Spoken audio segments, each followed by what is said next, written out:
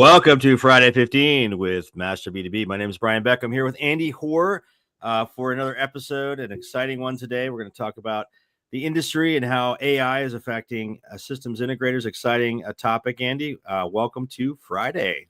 Yeah, great to be here. It's still the summer. It's hard to believe, though. It feels like we're about 2 weeks away from football starting all over again. Oh, I'm excited. That's right. My Rutgers Scarlet Knights will take the field yet again, and we'll see how they do. I don't know. It's just I don't know. They've got a good team, but man, it's tough. It's tough. They'll have a strong 6-6 year, Brian. Oh, shut up. What do you which college do you go to? Is it we're Northwestern? We lose with pride over here. Brookdale Community? Is that the one? That's right. We lose, but we produce doctors. So hey. Excellent. Well, everyone, thanks again for joining Friday 15. We're going to start off with some exciting breaking news. I love saying that. It's so fun. All right, Andy, did you see this? Perplexity this week made a long shot $34.5 billion offer for Chrome. What? Perplexity's offer is significantly more than its own valuation, which is estimated at $18 billion. The company told the Wall Street Journal that several investors, including large venture capital funds, have agreed to back the transaction in full. Andy, what the heck, man?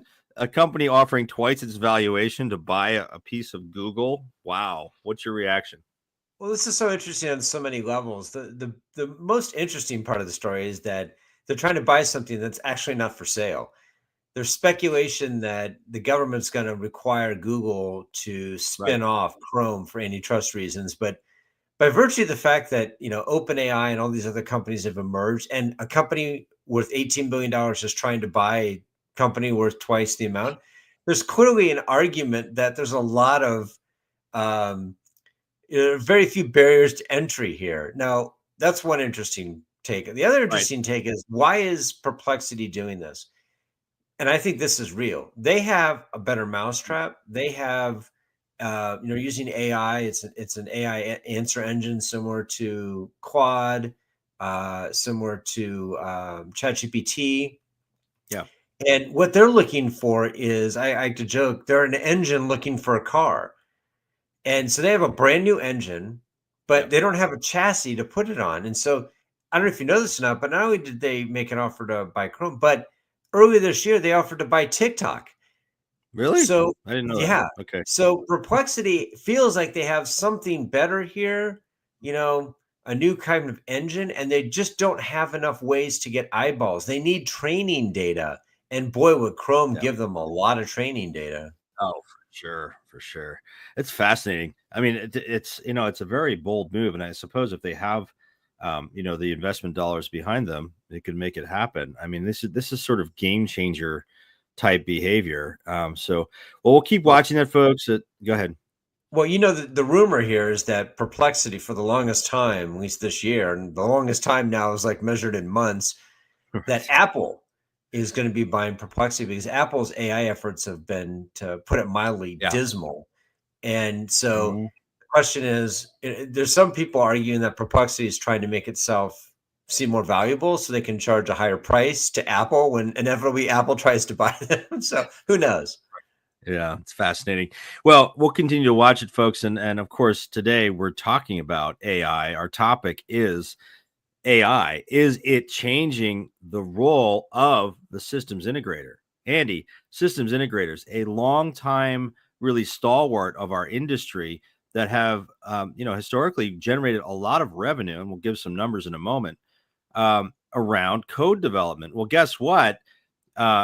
Code is now largely being written by AI. In fact, the CTO of Microsoft recently said AI will generate 95% of code within the next 5 years. Okay. Well, what happens to a business model then that's reliant on code generation? So, will AI just sort of replace developers? So he went on to say, the CTO, it doesn't mean that the AI is doing the software engineering job, meaning authorship. Authorship is still going to be human, he explained. We will go from being an input master, meaning programming languages, to a prompt master, meaning an AI orchestrator. In this new paradigm, developers will focus on guiding AI systems rather than programming computers manually. By articulating their needs through prompts, engineers will allow AI to handle much of their repetitive work. It's fascinating, Andy. So what he's saying, I think, is, AI is going to be a tool, but certainly that repetitive work thing at the end of his quote there, that's stuff that systems integrators have charged for historically. In fact, Boston Consulting Group, BCG, reported that systems integration work and custom software development are the largest component of sales for systems integrators, accounting for 45.7% of the total global revenue to SIs. Andy, okay, so we've got a bit of a conundrum here if you're an SI.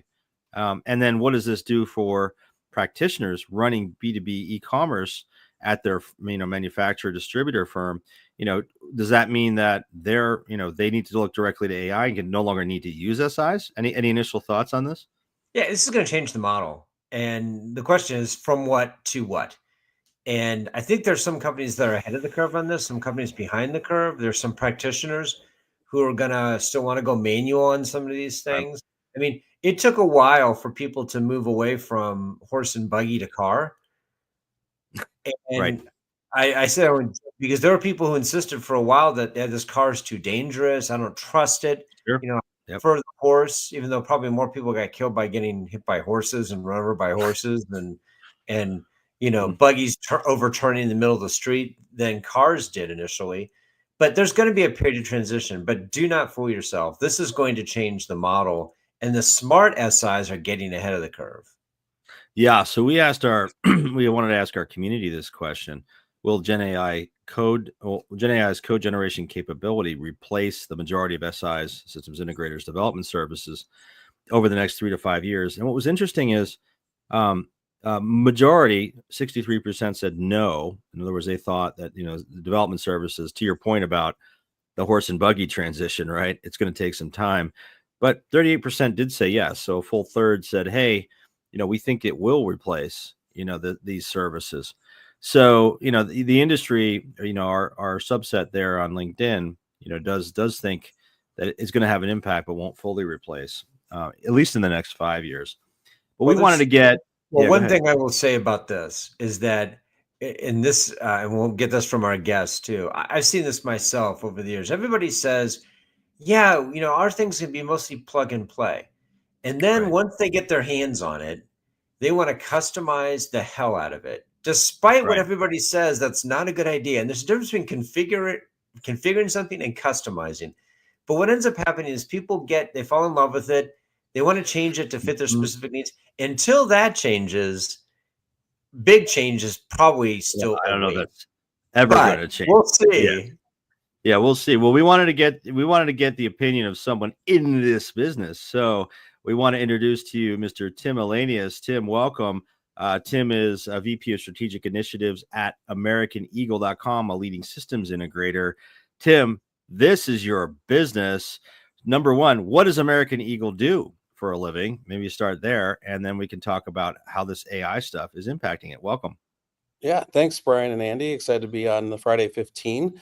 AmericanEagle.com is a full-service agency. So we started with the hosting and website development business back in the mid-90s and have continued to grow since then. With that, we've also grown into digital marketing, continued that hosting, managed cloud services side of the business as well. And then, mainly still maintaining existing customers' sites and digital systems, but then also still taking the projects on and the newer projects with AI itself and how that has been coming into play the past several years. Interesting. So this is certainly and clearly impacting. You guys write a lot of code, right? Yeah, we write a lot of code. I'm sure. So, and for the last 25 years, you've been writing code, actually more, right? So, so how is this impacting your business? Maybe give us a flyover, and then we'll have some specific questions for you. Yeah, definitely. I think it's kind of like, when people would use the phrases like email is dead, right? Coding is dead, right? It's not. AI is not the end or death of code revenue, code generation that a developer needs to do. It's a shift, right? And we have to adapt and shift with that, just like we did when the CMS platforms became DXPs, when e-commerce platforms continued to evolve and they moved from, local installed on your server to SaaS-based models. With all of that, generative AI is definitely changing how code is written by the team, but really it's helping to accelerate certain areas. And you saw it in the quote too, it's that repetitive work as well. What are things that it can come in and help with? And so we are seeing that code creation is becoming faster. At the same time, though, I'm not concerned about it because we still have to have contextual problem solving and systems thinking that aren't going anywhere. That's still going to happen. So I think you're going to start to see how AI is just becoming the main tool in the toolbox for a developer. And instead of as much hands-on keyboard writing lines of code, it's writing the prompts out and understanding how to connect those different systems. And as Andy mentioned too, there's so many different ways that all the different solutions and systems that a company has in place still have to be connected. You can ask AI how to connect those systems, but you still have to validate that that connection is the most optimized. If you're using cloud services, are you actually being efficient with that spend, especially with the way that the pricing models have changed for, computation cycles? Those are all things that if you just let AI go with it, but you don't validate it, you could actually end up spending more money than if you had someone manually write the code and be very optimized and efficient with it. Will that get better over time? Yes, I believe it will as well. But instead of writing code, writing code isn't the service. Delivering outcomes is. So while Gen AI is changing the tools, there's still that need for strategic implementation, human thought that goes behind it. So Tim, have you had to explain though to clients that it's basically an hourly business. You may charge fixed fee for projects, but people denominate your value on an hourly basis. And they might say, and I'm just curious if you hear this or not, well, we hired you to put all these things together, and now you're going to be able to do it 50% faster because of AI, whether that's real or not. And if that's the case, shouldn't the projects cost 50% of the price or take 50% of the time? There's a possibility for that, absolutely. I think what it allows us to also do, though, is have those projects be even more focused on the business outcomes of what they want to achieve, where we're not having to spend as much time writing the code, but looking at the way those systems can interact together, how that can be used and tied into other efforts that that business wants to do, whether it's marketing automation, account-based marketing, opportunities where there's more information being shared or analyzed even because AI can come in and help with that, but you're implementing those tools in. The acceleration side is one of the ways that we've been doing that. We've developed out several accelerators utilizing AI to help with the code generation, but it allows us to also move faster for testing or putting an A/B testing model in place for if I change this component, I can quickly do it because of an AI accelerator now versus having to go and program the whole thing, put my test in place. So it is bringing that level of efficiency, but it also allows us to continually optimize now, where before there was a little bit more of a gap in the turnaround time that you would have for it. So I think it actually introduces the opportunity for the business to move faster than before because the SI is using AI in the way that they're developing out the component, the code on the page, or even the tests on the page. Okay, well, Mr. Elanius. Okay, so if I'm a seasoned vice president of e-commerce and I've done 18 replatforms in my career and I've developed all these systems integrations, I've worked with SIs for years. I have an IT team that I either manage or collaborate with. Why don't I just do this all myself? What the heck do I need a systems integrator for? I'm just going to go get AI and work with my CIO and roll this all out myself. Why do I still need a systems integrator if AI is going to write a lot of my code? Well, Brian, that's a great question. I think the biggest thing is just look at the speed of how AI is changing. It's actually accelerated the amount of education we have to do ourselves as SIs or as individuals in the technology space, where projects that we built even 2 years ago for AI specifically have completely changed in the approach that you would program them today and implement them today. So the speed of change is one of the reasons why I feel that the SIs who adapt into it appropriately and understand how to pivot with the AI changes as they come out, that's really where you're going to see SIs who succeed And then also for the companies who look to bring in and say, hey, I'll just have AI write everything for me. That's great, but who's maintaining that? Just because AI can write it doesn't mean you don't need someone who's still going to continually update that as your Okay. other systems change, right? As your ERP changes or your e-commerce platform changes over time, as different industry rules change, right? All of that comes into play.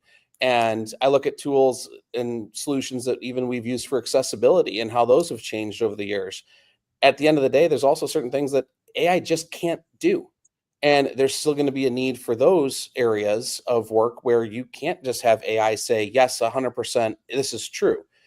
I think the biggest problem that I've seen with AI is that we've continued to see releases come out from the different AI platforms where the hallucination rate doesn't decrease, it actually increases with the next model.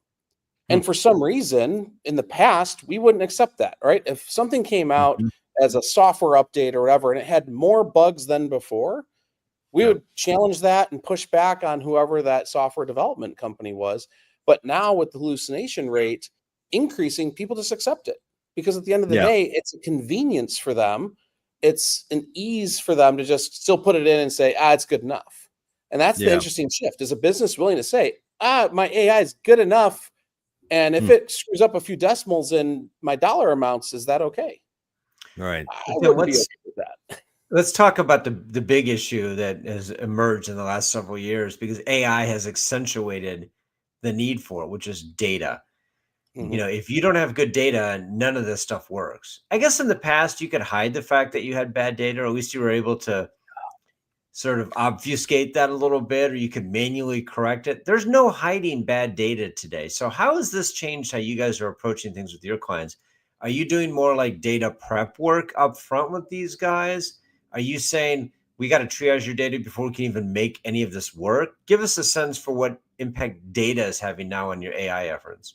Yeah, data has a huge impact, Andy, on the AI efforts, especially when you're looking at like projects for document retrieval or FAQs based off of internal documents and files and data.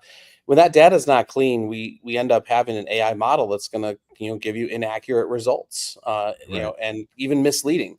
And once it's in the system, it's hard to remove it from the system. You can, but you want to make sure that you go in as clean as possible because you don't want to have and introduce those hallucinations or those inaccuracies across the board. So data prep is a big one. With our clients, we talk a lot about just the cleanliness of data, especially if they're looking at internal systems of information. Just like when we would go and implement enterprise search solutions, right? The what we're indexing in needs to be as accurate or final version as possible so that we don't have the wrong information being produced. AI is the same way. It's just a different version in that sense of where the data could be cleaned and helped to be cleaned by AI. And that is solutions that we've seen. And even at some of the Master B2B events, I've had great conversations about where people have used data cleansing AI tools to help accelerate that effort for them when they don't have a big team to do it, because otherwise it's a very manual process. So there are ways to use AI to help with that data prep, but you have to make sure that you're going through and testing that and ensuring that anything new, once you do clean that, stays clean when you keep moving into the next solution or the next iteration of. Tim, has AI opened up some new business lines for you or just service areas? Is it the things that, perhaps as you're billing less on the development services side, I'm presuming, maybe that'll happen. Are there other services that you've introduced, sort of counter to that or that you're growing or AI's made possible? Yeah, definitely. The accelerator I mentioned earlier is an area that we've looked at for several platforms where we have accelerators that allow us to, also move content between platforms in a replatforming experience. Previously, that was a very manual effort, or you'd automate some of it with, scripts where you could, and you matched up the data. And so those accelerators have been a new service aspect of what we bring into the project side. Also just AI consulting. So a lot of project considerations. We have a lot of organizations where a board says we need something for an AI project. What can we do? And so we're going in and having conversations, doing proof of concepts or pilots of where AI can come in so they can test that out and see, is this going to be a solution that we want to continue building and moving forward with? It's really interesting to see a lot of the shift in different industries as well, where AI conversational chatbots, they've been around. Conversational chatbots have been around for a long time. I think they've gotten a little bit more of a jump start again with AI being so popular now, where people are looking to that tool, or it's just here to index their data than before. And so they're more willing to put an AI conversational agent on their website or in their customer service experience models. Awesome.